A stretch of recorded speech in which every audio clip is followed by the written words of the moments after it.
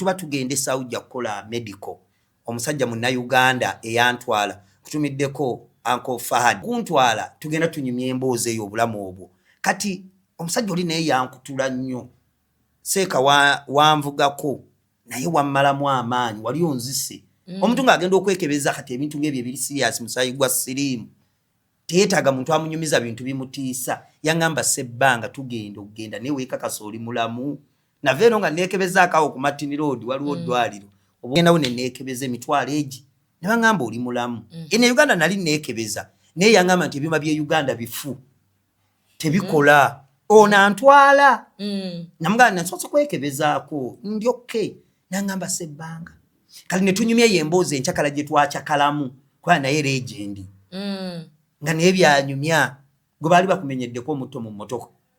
banga bagwa kikwebaka totukangako okweyolevu ako bika akyalina omulimu omunene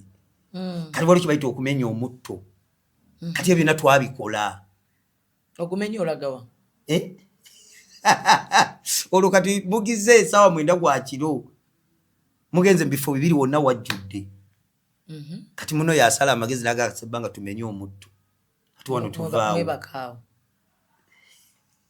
bamusulamu mmoto nkutidde ate kusulamu kucyangalanyamu eddakiika muveewo nga muleka mukuba abantu muddeeka kye bayita okuyisaako muyisaako ki kala togenda kuntawanya tolya suna beri ngagamba twakoze ekivulu kyakuyisaako tebayimba wali muba mu Silent Stone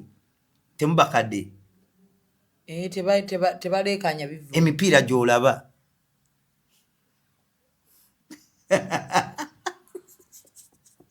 tebakola poze kuyiyayiya akaveera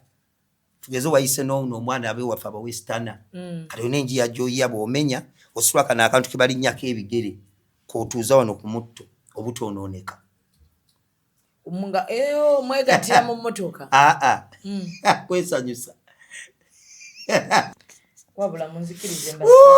tukyagenda sinnaba twatuuka esawuja ogenda ku musayi nga ndi bwe nti era omusajja yambuuza what's the problem Ssebbanga wandiba oli mufu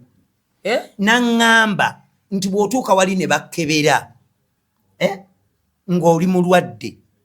bakuteeka kwetokota togenda kuddayo